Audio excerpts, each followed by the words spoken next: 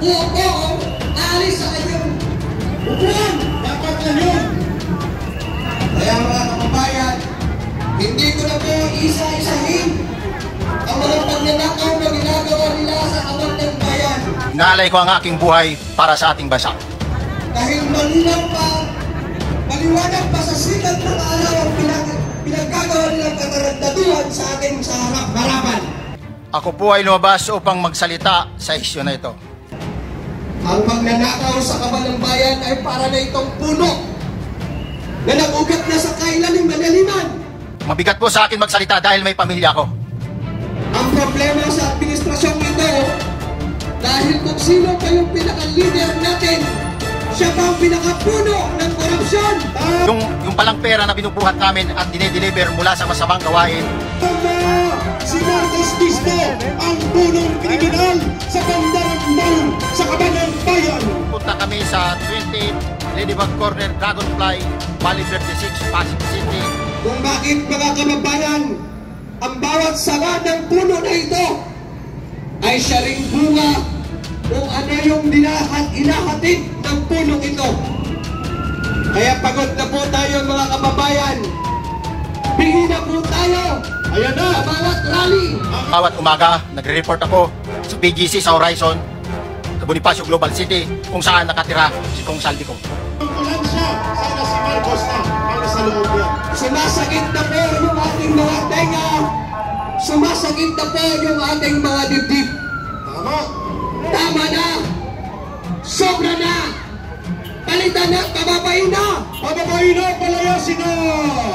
Duty at detailed ako sa basura. It means itong basura, ito yung box ng pera na pinag-uusapan natin sa kasalukuyan. Kaya mga kababayan, sa lahat po ng mga naririto, mga vloggers natin at mga kababayan nating naririto, manawagan po na tayo sa ating mga pamilya, kamag-anak, kapitbahay, upang mag-isa at upang tayo magsama-sama sa panawagan na si Marcos ay dapat bumaba na sa kanyang trono. Nakabuhat lang ako ng malita ng basura.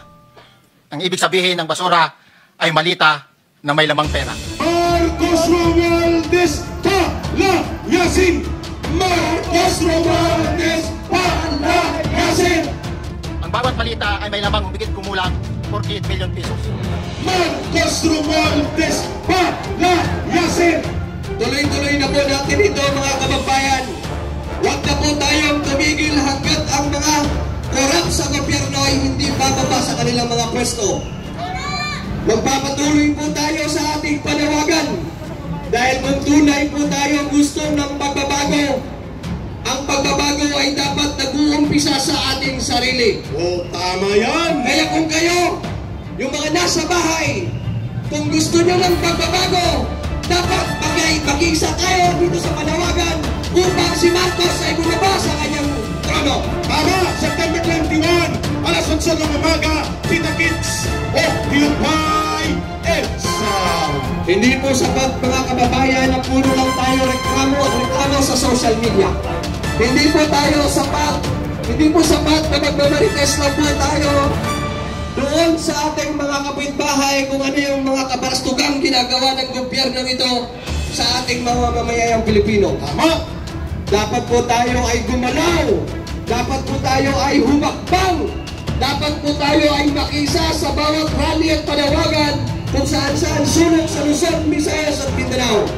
Ang ating ipakita, lumalakas, lumalawak, lumalaban, lumalakas, lumalawak, lumalaban, lumalakas, lumalawak, lumalaban. Ayan. Kaya po mga kababayan, kailangan po tayong magkaroon po ng unity. Gaya nga po ng tinuro ng aking ama nung ako'y nasa elementary pa. We ought to be united because in unity there is strength. And in strength there is victory. And in victory there is harmony. And in harmony there is peace. And in peace there is happiness. Agree! Kaya hindi po natin makamtan ngayon hanggat hindi po natin tayo magsama-sama bilang mamamayang Pilipino na may pagmamahal sa bayan, upang ang mga taong nasa gobyerno ay managot sa kanilang pinaggagawang pagnanakaw sa kaban ng bayan. We agree. Kaya sa ating mga kapulisan, huwag po kayong mag-alala. Kung kayo ay walang boses, kami ang magboses sa inyo. Kami ang magbibigay ng boses ng mga sundalo at pulis. Gaya nga po ng sinumpaan natin sa bawat mamamayang Pilipino, sundalo ka man, pulis ka man, empleyado ka man, farmer ba ka man, kung sino ka man, sabi nga sa ating konstitusyon, we, the sovereign Filipino people, imploring the aid of Almighty God, in order to establish a government that shall embody our ideals and aspirations, promote the common good, conserve and develop the patrimony of our nation, and secure to ourselves and our posterity the blessings of independence and democracy under the rule of law in a regime of truth, justice, freedom, and equality in order to promote this Constitution. Preamble. That is our preamble na dapat natin gampanan ng bawat isang mamamayang Pilipino, kagaya na lamang ng ating mga kapulisan at kasunduluan. Ngayon mga kababayan, ramdam na po ng mga taong may dapat managot at takot na po sila sa ating mga panawagan. Kung kaya po sila ngayon ay nagka-crumble na. Dahil tayo po ay padami ng padami sa ating mga panawagan. Kaya po mga kababayan na nasa bahay, inanyayahan po namin ang bawat isa sa inyo na lumahok, makiisa at magsama-sama tayo upang manawagan na si Marcos ng ang ating bangag at putang inang presidente ay bumabada sa kanyang pwesto. Tama! Marcos resign! Marcos resign! Marcos resign! Marcos resign! Marcos resign! Kaya mga kababayan, ang ginagawa natin ito ay hindi ito sa kapakanan ng ating pamilya o sa ating sarili o sa ating kamag-anak o sa ating kakaibigan o kapitbahay. Ginagawa po natin ito dahil po tayo ay may dugong Pilipino. At bilang dugong Pilipino, dapat meron kang pagmamahal sa sariling bayan.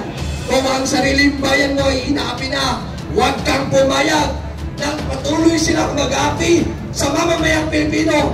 Kaya sama-sama tayo para sa Diyos, para sa bayan, at para sa kapwa. Maraming salamat sa inyo. Ayun mga kababayan! At sa lahat po, buksan ang flashlight o ilaw ng cellphone at sa pagsarado ng ating panimulang Friday protest na ito in prelude to the September 21. Aawitin po natin ang inyong paborito. Yan. Everybody please raise up your cellphone. Everybody please open the light on your cellphone. Please. And Duterte Rider supporters, pagkatapos nito, noise barrage, and then we will dismiss ang ating programa. Start tayo! I-shortcut na natin. Kay sarap mabuhay sa sariling bayan.